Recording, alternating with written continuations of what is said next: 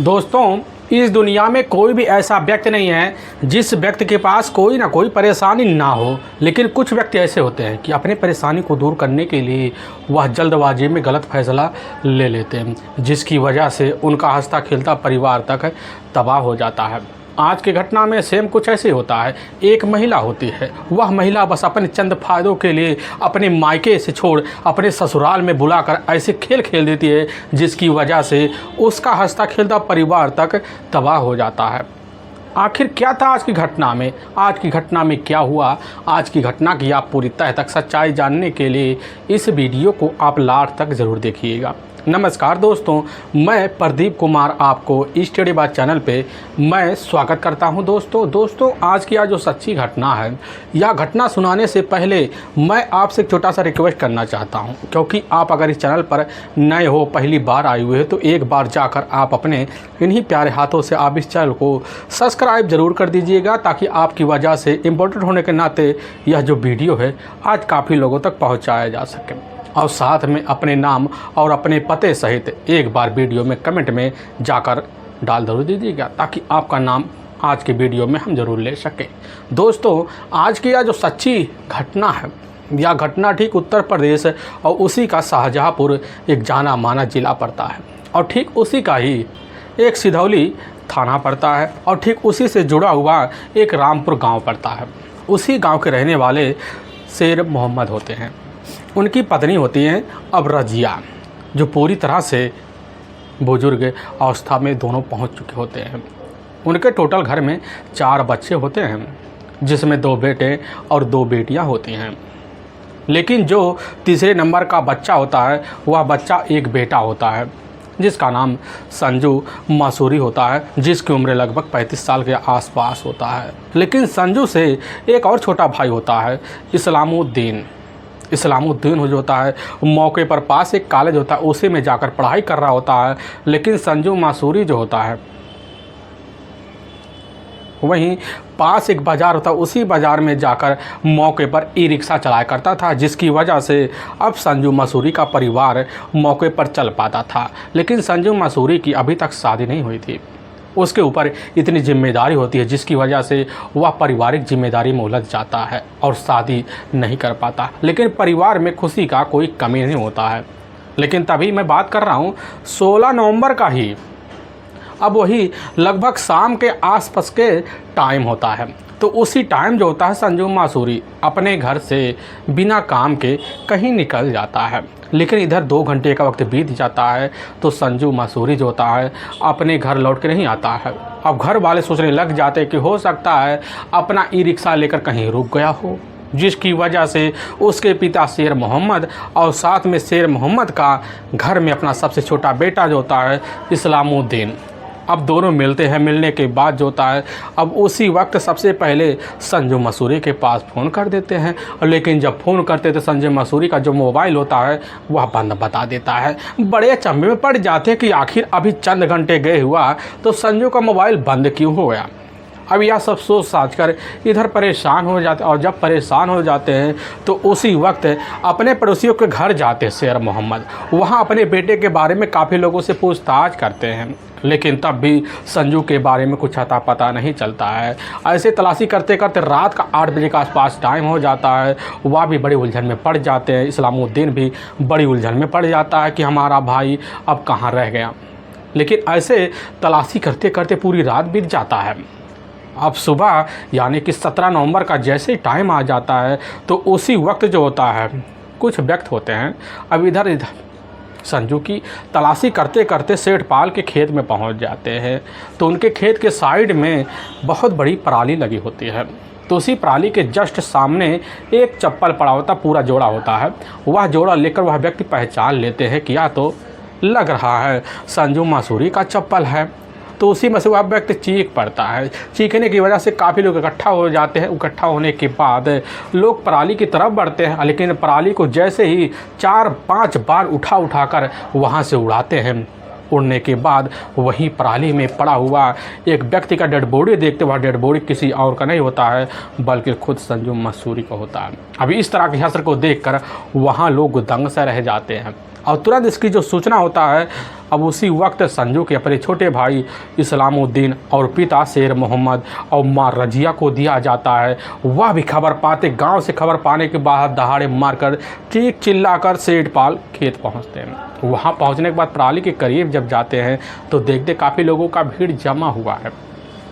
लोग वहाँ तरह तरह की बातें करते हैं और कुछ लोग इस्लामुद्दीन के कानों में यहाँ तक की खबर पहुँचा चुके होते हैं कि हमने तो शाम के टाइम इधर संजू को गांव का ही रहने वाला जो गुड्डू होता है उसी के साथ गांव के बाहर जाते हुए देखे हुए थे। अब इस तरह की बात सुनकर इस्लामुद्दीन भी वहाँ पूरा तरह से सकपका जाता है। लेकिन लोग तरह तरह की बातें करते तो उसी वक्त उसी में से एक व्यक्ति होता है जो अपने अब नज़दीकी पुलिस थाने सिधौली में फ़ोन कर देता है।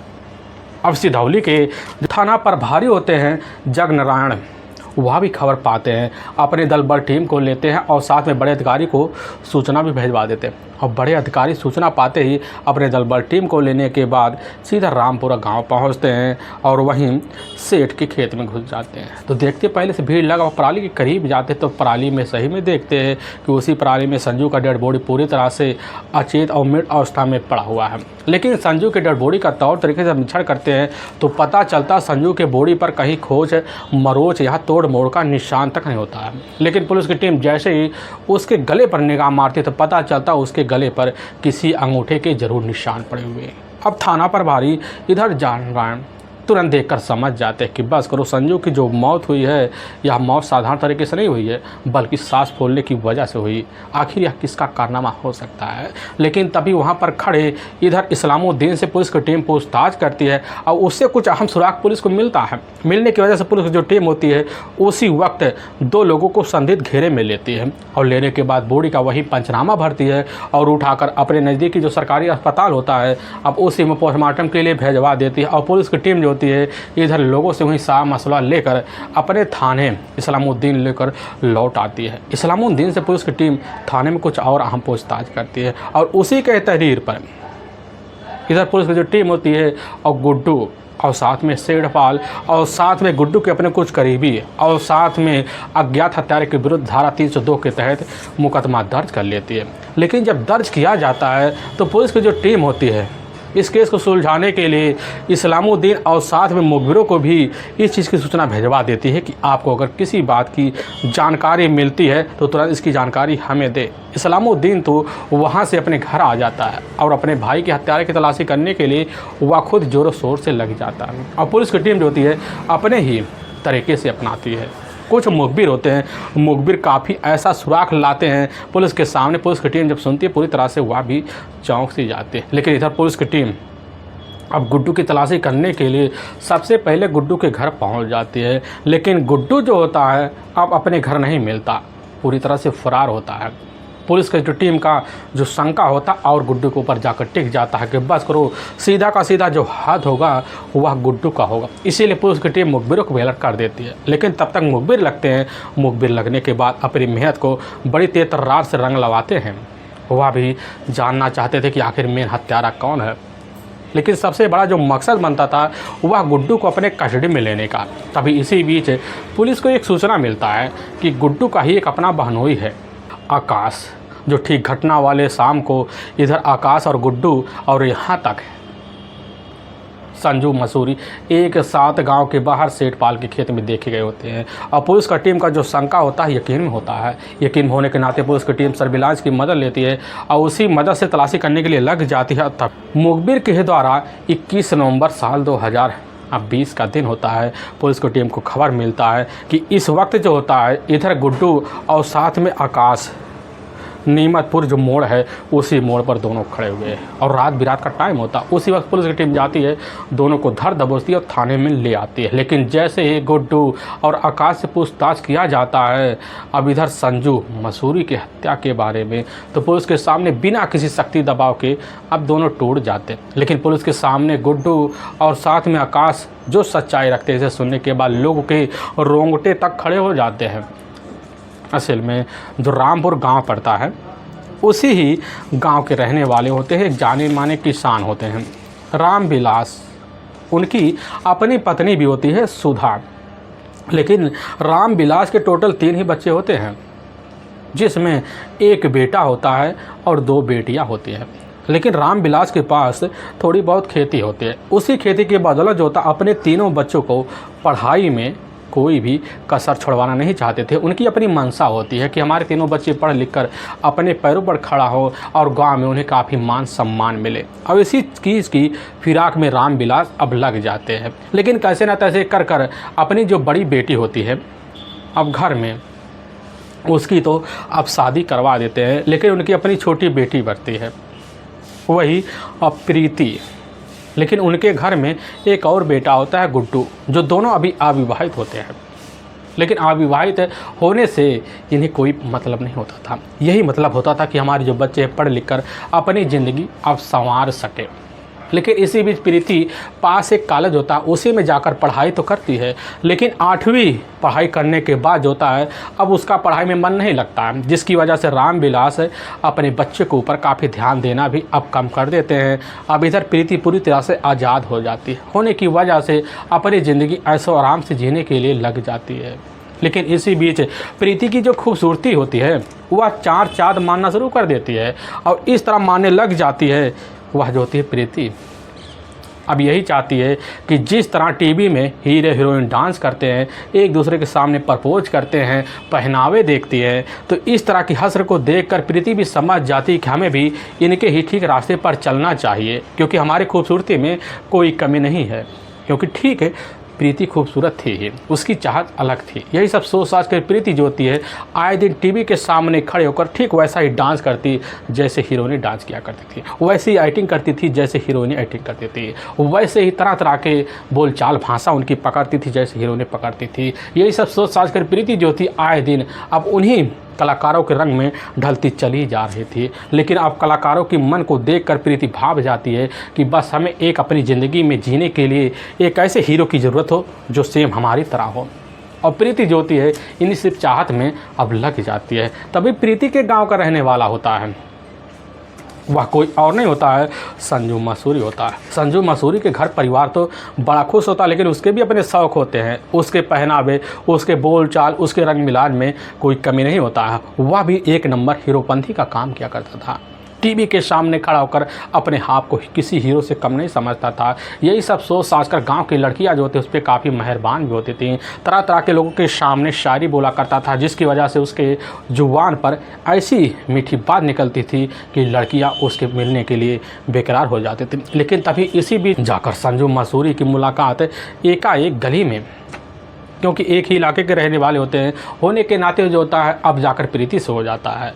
और प्रीति की होने की वजह से दोनों के बीच जो होता है एक दूसरे की जान पहचान बनती है। लेकिन प्रीति को जब मालूम पड़ता है कि आखिर में संजू जो होता है वह भी पूरी तरह से हीरो के रास्ते पर चल चुका है और हमें हीरो की आवश्यकता थी, जिसकी वजह से संजू और प्रीति की मुलाकात बढ़ती है। और जब मुलाकात बढ़ती है तो दोनों एक दूसरे के सामने पहले तो खूब एक्टिंग करते थे। अब एक्टिंग जो होता है दोनों के मन को भा जाता है। भाने की वजह से दोनों में दोस्ती बनती है और दोस्ती इस तरह चल पड़ती है कि दोनों शाम के टाइम गाँव के बाहर जाते हैं और बागों में और खंडहर में जाकर एक दूसरे के सामने प्यार वाली एक्टिंग करते। लेकिन यही एक्टिंग जो होता है संजू के मन में बड़ी जल्दी भा जाती है कि क्यों देखने में प्रीति इतनी खूबसूरत थी, उसकी खूबसूरती को देखकर आए दिन चाँद जैसा संजू दीवाना हो जाता है। संजू भी चाहता है कि प्रीति को जल्द से जल्द अपने कब्जे में लिया जाए, अपने प्यार का इजहार करने में कोई कसर ना छोड़ा जाए। लेकिन प्रीति भी जान जाती है कि संजू की चाहत अब कहाँ तक है। लेकिन प्रीति की मन में हिरोड़े जो होता संजू के लिए मानना अब शुरू हो जाता है, क्योंकि समय के हिसाब से प्रीति की अपनी चाहत बढ़ती है। अपनी उम्र के हिसाब से अपनी ढाल बनाने के लिए संजू को तैयारी कर लेती है। और तभी इसी बीच संजू और साथ में प्रीति एक दिन जैसे ही पूरा शाम का टाइम होता सन्नाटा होता है तो संजू फ़ोन करके प्रीति को खंडहर में बुलाता है और वहीं एक ऐसी एक्टिंग खुद प्रीति करना शुरू कर देती है, ऐसे लगता है कि सामने रियल स्टोरी बन रही हो। अब संजू अब वह मौका गंवाना नहीं चाहता था, तुरंत जाता है प्रीति के सामने खड़ा हो जाता है हाथ में फूल लिए हुए और एक हीरो हीरोइन की तरह प्रेम का इजहार कर देता है। और जैसे इजहार करता है तो उसी वक्त प्रीति जो होती है 3 बार कबूल कबूल कह देती है। और कबूल कबूल कहते ही इधर जाता है संजू मंसूरी तुरंत ही फूल लाता है और वहीं स्वीकार कर लेता है और करते हुए तुरंत दोनों के बीच जो होता है प्रेम प्रसंग वहीं चालू हो जाता है। प्रीति को समझ में आ जाता है कि आखिर इससे अच्छा शौहर तो हमें नहीं मिल सकता और दोनों के बीच जो होता है उसी दिन से प्रेम प्रसंग का जो सिलसिला होता है बेधड़क चलने लग जाता। अब दोनों गाँव के बाहर कभी खेतों में मिलना जुलना, एक दूसरे के सामने प्रेम का इजहार करने का जो सिलसिला होता है बेधड़क चलने लग जाता है। इन दोनों के बीच की दूरियां तब मिटती है और जब उसी खंडहर में जाकर दोनों के बीच जो होता है प्रेम संबंध तक पनप जाते हैं और प्रेम संबंध का जो सिलसिला होता है इस तरह बढ़ता है। कई महीनों का वक्त बीत जाता है और बीतने के बाद जो होता है इसकी जानकारी धीरे धीरे मोहल्ले में फैलती है और फैलने की वजह से धीरे इसकी खबर जाकर रामविलास को लगता है और अपनी बेटी प्रीति के बारे में जब इस तरह की जानकारी रामविलास खुद पाते हैं तो वह पूरी तरह से स्तब्ध रह जाते हैं कि आखिर जिसे हम अपनी ज़िंदगी जीने के लिए पूरी तरह से आज़ादी दे रखे थे वह बेटी हमारी ज़िंदगी का किस तरह फ़ायदा उठा रही है। और रामविलास अपनी पत्नी सुधा को बुलाते हैं और सुधा के अपनी बेटी को लेकर काफ़ी डांट फटकार लगवा देते हैं और सुधा भी उसी दिन से अपनी बेटी के खिलाफ पूरी तरह से चौकन्ना हो जाती है और ध्यान रखना शुरू कर देती है। और सुधा अपनी बेटी प्रीति को बुलाती है, समझाती बुझाती तरह तरह के भरोसा दिलवाती है, लेकिन प्रीति तो इधर संजू के प्यार में इस तरह पागल हो जाती है कि कतई आप अपनी ज़िंदगी का हिस्सा के अलावा कुछ मानने नहीं चाहते थे। अब यही सब सिलसिला जो होता है अब इधर प्रीति और संजू का बेधड़क चलने लग जाता है।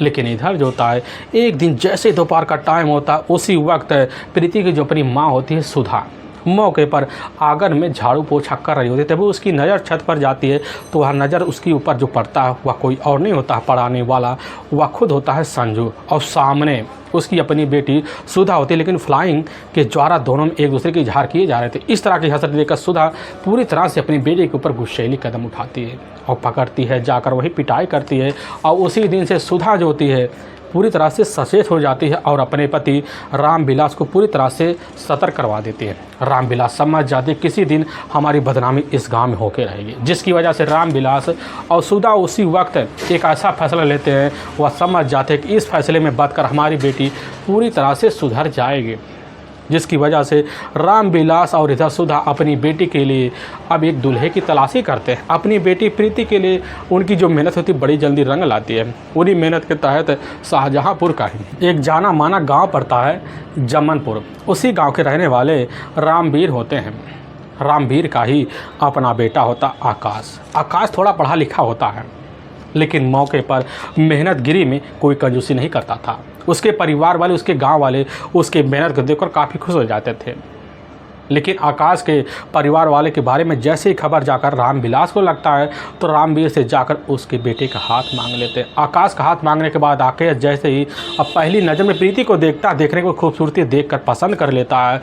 और इधर रामविलास जो था अपने बेटे की शादी घटना से मात्र 1 साल पहले करने के लिए हामी भर लेते हैं। लेकिन प्रीति को जब खबर लगता है प्रीति अपने पिता के सामने ना नुकुर तक नहीं कर पाती है, जिसकी वजह से उधर उसके जो पिता होते प्रीति की शादी कैसे न तैसे कर आकाश के साथ करवा देते हैं। लेकिन आकाश के साथ करने के बाद प्रीति अपने ससुराल पहुंचती है। पहली रात में जो होता है आकाश के सामने अपने आप को दिखावे के लिए एक पत्नी धर्म तो निभाती है, लेकिन उस दिन के बाद भी अपने पुराने आशिक अब जो होता संजू को भूल नहीं पाती है। कैसे न तैसे कर कुछ महीने का वक्त जो होता अपने ससुराल में प्रीति का बीतता है और दूसरी तरफ अपने ही घर रहकर संजू का बीतता है। लेकिन संजू की जो तन्हाई होती है अब यह तन्हाई बिना प्रीति के दूर नहीं हो पाती है। संजू भी काफ़ी ज़्यादा परेशान। अब जब परेशान हो जाता है तो संजू अब प्रीति से मिलने के लिए तरह तरह के जुगाड़ खोजता है, कैसे न तैसे कर प्रीति के ससुराल पहुंचा जाए। उसको जुगाड़ बड़ा जल्दी काम लाता है और इधर संजू जो होता है किसी की मदद लेकर खुद जाता है, प्रीति के ससुराल पहुंच जाता है। लेकिन जब जाता तो प्रीति जो थी अपने ससुराल वालों से दूर का भाई बताकर इधर जो होता है अब संजू से मुलाकात करवा। लेकिन जब मुलाकात करवाती है तो संजू का धीरे धीरे जो होता है अब इधर प्रीति के ससुराल में इस तरह आना जाना बन जाता। लेकिन जब भी संजू प्रीति के ससुराल में पहुंचता तो प्रीति के चेहरे की मुस्कुराहट बढ़ जाती। और यही सब जो होता है संजू चाहता और फ़ायदा भी उठा जाता है, घर में जाकर रिश्तों को भी अंजाम दे जाता है। अब यह सिलसिला बेधड़क चलने लग जाता है और उसी दिन से प्रीति और साथ में संजू के बीच जो होता है जब मौका मिलता फोन के द्वारा यानी कि वीडियो कॉलिंग के द्वारा फ़ोन पे बात ज़रूर हुआ करते थे। यह सिलसिला तब चलने लग जाता और चलते चलते इनके ज़िंदगी का जो होता है लगभग 1 साल का बीतने का वक्त हो जाता है। लेकिन जब बीच में कभी भी इधर प्रीति अपने मायके आने के बाद खुली हो जाती, पूरी तरह से आज़ाद हो जाती। अब इधर संजू से मिलने के लिए बेधड़क अपने रिश्ते को अंजाम देते। चलते चलते ज़िंदगी खूबसूरत बीत जाता है, लेकिन आकाश को भनक नहीं लगता है। लेकिन हाँ, घटना से मात्र जो होता है 2 महीने पहले, जैसे रात का टाइम होता उसी वक्त आकाश अपने बगल में पड़ी हुई तकिए को तो देखता, पता चलता उसकी अपनी पत्नी तो है नहीं। उठता है, बाहर जाता, देखता है वीडियो कॉल पर इधर प्रीति जो होती है अब संजू से लगी पड़ी हुई। लेकिन वीडियो कॉल में ऐसी ऐसी बातें हो रही थी, उस बात को सुनकर आकाश पूरी तरह से वहीं सब कका जाता, वहीं अपनी पत्नी को पाटा, वहीं पिटाई कर देता है। करने के बाद इधर खुद प्रीति और आकाश के बीच जो होता है सीधा का सीधा संजू को लेकर झगड़े तकरार हुआ करते थे, और कई बार खुद आकाश प्रीति का पिटाई भी कर दिया करता था। लेकिन प्रीति जो होती है इस तरह पागल थी कि कभी भी संजू को अपने से दूर नहीं होना देना चाहती थी। लेकिन जब आकाश पूरी तरह समझ जाता है कि अब जो होती प्रीति कभी भी संजू को भूल नहीं पाएगी, तो उसी वक्त एक दिन घटना से मात्र लगभग 1 हफ्ता पहले आकाश प्रीति को साथ लेता है और लेने के बाद ठीक अपने ससुराल पहुंचता है। अब पहुंचने के बाद अपने ही साले जिधर गुड्डू होता है उससे जाकर बात करता है कि हम तुम्हारी बहन के साथ अब आगे का रिश्ता नहीं निभा पाएंगे, हम तुम्हारी बहन को तलाक देना चाहते हैं। यह बात जैसे गुड्डू के सामने आकाश कहता है तो उसी वक्त गुड्डू सकपका जाता, करे लग जाता ऐसा क्या बात हो गया। लेकिन उधर जैसे ही यह बात कहता क्या बात हो गया, तो आकाश कह देता कि हमें पता है तुम्हारे ही गाँव का रहने वाला। अब इधर संजू का तुम्हारी बहन से इस तरह की हरकतें हो रही है, हम नहीं चाहते हमारे रिश्ते में और कोई दरार पर आए। लेकिन जैसे गुड्डू यह बात सुनता कहने लग जाता कि हम नहीं चाहते हैं कि हमारी बहन और तुम्हारे बीच अब कोई रिश्ते की दरार आए, और इससे पहले आगे दरार बने तो हम चाहते हैं हम चल कर इधर संजू मसूरी को रास्ते से हटा दे। लेकिन जैसे यह बात कहता है खुद आकाश के सामने आकाश के चेहरे पर मुस्कुराहट आ जाती है, और आकाश उसके आगे कुछ सोच नहीं पाता, और उसी वक्त अपने ही साले इधर आकाश गुड्डू का साथ देने के लिए तैयार हो जाता है। और तभी गुड्डू और इधर आकाश दोनों एक चाल चलते हैं। उसी चाल के तहत जो होता है गुड्डू दोबारा जाकर संजू से दोस्ती बनाता, और दोस्ती के नाते जो होता है इधर संजू का विश्वास गुड्डू के ऊपर टिक जाता है। और तभी एक दिन जैसे शाम का टाइम होता उसी वक्त गुड्डू आकाश के पास पहुंच जाता है, तो आकाश से कुछ बात करता है। लेकिन वहीं जो होता है आकाश के सामने खड़ा हुआ तो गुड्डू तो होता है, लेकिन गुड्डू फ़ोन अपना निकालने के बाद संजू के पास फ़ोन कर देता है, कहने लग जाता कि दोस्त हमारी बहन का कल जो होता है बर्थडे, उसी का हम तुम्हें पार्टी देना चाहते हैं। लेकिन संजू यह जब बात सुनता बड़ा खुश हो जाता, कहने लग जाता कि हमें तो इसके बारे में जानकारी पहले तो ना थी, लेकिन चलो जो हुआ सो अच्छा होने वाला है। लेकिन वहीं गुड्डू कह देता कि हम तुम्हें सेठपाल के खेत में कल शाम के टाइम इनवाइट कर रहे हैं। यह बात जैसे ही संजू सुनने के बाद खुश हो जाता है और वही समय का इंतज़ार करना शुरू कर देता है। लेकिन जैसे 16 नवंबर साल 2020 का अब टाइम होता है, होने के बाद पूरा रात का सन्नाटा होने का टाइम आ जाता है, तो अपने घर से बिना बताए लगभग 2 घंटा पहले निकल चुका होता है। लेकिन रास्ते में बाज़ार में जाकर इधर मंडरा रहा होता है, और जैसे 7 बजे के आसपास टाइम होता है सेठपाल के खेत में पहुंच जाता है, तो वहीं तो देखता है गुड्डू अपने हाथ में कुछ शराब की पैक लेकर खड़ा हुआ है। संजू के चेहरे पर मुस्कुराहट आ जाती है, और संजू मसूरी उसी समय इशारा पाता है। पाने के बाद खेत के अंदर जाता है, लेकिन वहीं पर आकाश होता है। तीनों वहीं बैठ जाते हैं, तीनों बैठकर पैक लगाना शुरू कर देते हैं। लेकिन सबसे ज़्यादा जो पैक होता है दोनों मिलकर इधर संजू मसूरी को लगवा, लेकिन थोड़ी देर पर नशे में बेसुध हो जाता है। और जब मौका देखने के बाद वहीं तीनों मिलकर गला दबाकर हत्या कर देते हैं। और वहीं पास रखा हुआ एक पराली देखते हैं, उसी पराली में ले जाकर संजू मसूरी को बॉडी को छिपा देते हैं।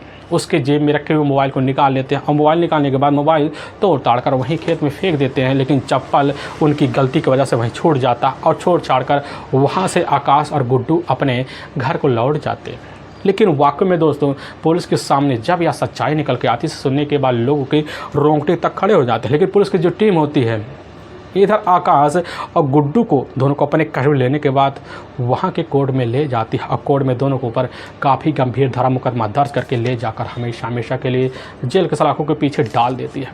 दोस्तों हमें इस घटना का सुनाने का जो उद्देश्य है किसी के दिल का ठेस पड़ना नहीं है, बल्कि आपको यह बताना आप जहाँ भी रहें आप सावधान और सतर्क जरूर रहें। दोस्तों हमारे कुछ ऐसे व्यूअर जो हमारे वीडियो को लगातार वॉच कर रहे हैं, जिसमें गोलू कुमार जो मध्य प्रदेश इंदौर के रहने वाले हैं, और राज सिंह ये इधर उत्तर प्रदेश आजमगढ़ के रहने वाले हैं। और ठीक इधर दीपक कुमार ठाकुर जो उत्तर प्रदेश जौनपुर के रहने वाले हैं। और राजकुमार पांडे जो इधर छत्तीसगढ़ के रहने वाले हैं। दोस्तों फिर मिलेंगे एक नए वीडियो के साथ, तब तक के लिए जय हिंद और जय भारत।